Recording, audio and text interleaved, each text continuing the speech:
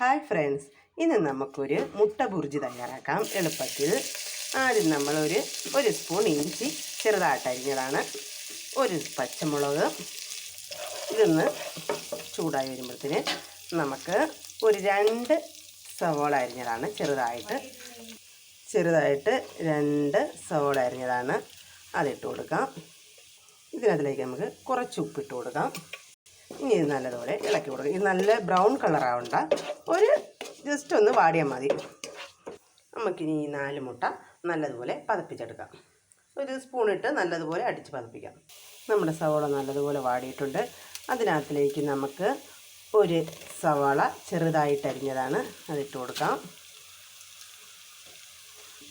സവാളയല്ല, തക്കാളിയാണ് നമ്മൾ ചെറുതായിട്ട് അരിഞ്ഞതാണ്. അതും കൂടി ഇട്ട് കൊടുത്ത് നല്ലതുപോലെ ഒന്ന് മിക്സ് ചെയ്തെടുക്കാം. ഇതിനകത്തിലേക്ക് നമുക്ക് ഒരു സ്പൂൺ കാശ്മീരി മുളക് പൊടി. ഞാൻ ഒരു സ്പൂൺ ഇടുന്നത് കാശ്മീരി മുളക് പൊടിയായിട്ട്, സാധാ മുളക് പൊടിയാണെങ്കിൽ 1/2 സ്പൂൺ ഇട്ടാൽ മതി. പിന്നെ അതിലേക്ക് 1/4 സ്പൂൺ ഗരം മസാല. ഇനി ഇത് നമുക്ക് നല്ലതുപോലെ ഇളക്കി കൊടുക്കാം. ഇതിനകത്തിലേക്ക് നമ്മുടെ മുട്ട ബീറ്റ് ചെയ്ത് ഒഴിച്ചു കൊടുക്കാം.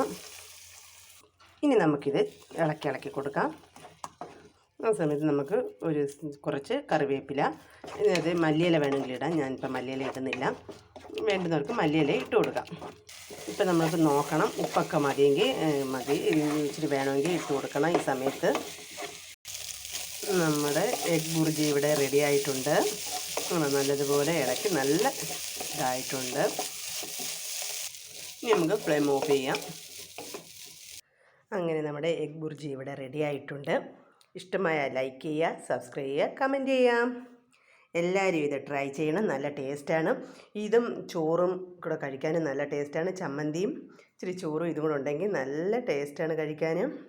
പിന്നെ നമ്മൾ ചപ്പാത്തിയുടെ കൂടെ കഴിക്കാം, ബ്രെഡിൻ്റെ കൂടെ കഴിക്കാം. അങ്ങനെ നല്ല ടേസ്റ്റാണ്. എല്ലാവരും ഇത് ട്രൈ ചെയ്യണം. വെറും 5 മിനിറ്റ് മതി ഇത് തയ്യാറാക്കാൻ. നല്ല ടേസ്റ്റാണ്.